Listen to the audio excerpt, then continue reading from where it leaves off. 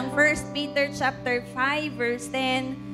But after you have suffered a little while, no? Kana bang naaka sa mga pag-antos, naaka sa mga kasubo, naaka sa mga problema, tentasyon, for a little while. Pasabot di ay igsuon kani nga mga butang, no, kani mga suffering, mubo ra gyud ay ang season ani, no, mubo ra gyud ay ang panahon ani.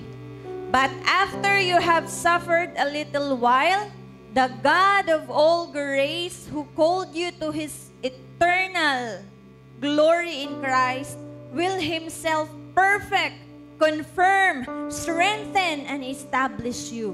No, kanang word nga establish igsuon, humande ay ta sulayon, humande ay anang mubo nga panahon sa problema, ligunon ka sa Ginoo. Amen. Plastaron ka ni Lord, ipahimutang ka ni Lord.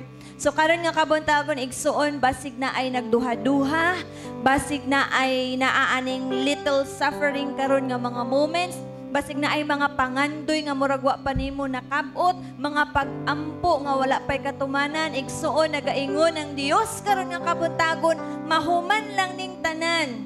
I-establish ka sa Ginoo. Ipahimutang ka ni Lord, no? Plastaron ka ni Lord. Plastaron ra gyud ka sa Ginoo. Ay na imo katabad, plastaron ra ka ni Lord. Plastaron ra gyud tang tanan ni Lord, basta wala ta ni biya sa iyaha.